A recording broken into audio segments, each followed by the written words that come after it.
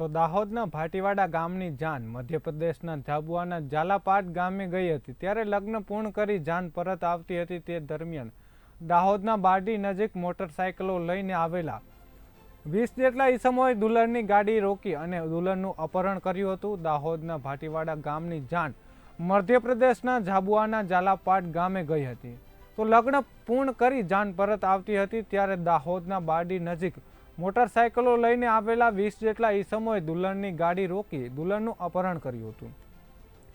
મહત્વનું છે કે ગાડીના ડ્રાઈવરને ધાક ધમકી આપી ગાડીમાંથી દુલ્હનનું અપહરણ કરી ફરાર થઈ ગયા હતા। આ ઘટનાની જાણ કતવારા પોલીસને કરાતા દાહોદ એલસીબી સહિતની પોલીસની ટીમનો કાફલો દોડી આવ્યો હતો અને દુલ્હનની અપહરણ કયા કારણોસર કરાયું તે દિશામાં પોલીસે વધુ તપાસ હાથ ધરી છે। સવારે 11:30-12 વાગ્યા સમય સુધીમાં અમે જાન લઈને ઝાલાપાડા ગામે ગયેલા હતા। ત્યાં જાનનું જે અમારે સમાજની વિધિ પ્રમાણે લગ્ન થયા બાદ અમે લગભગ 6 થી 7 વાગ્યા સુધીમાં ઘરે પહોંચી ગયા।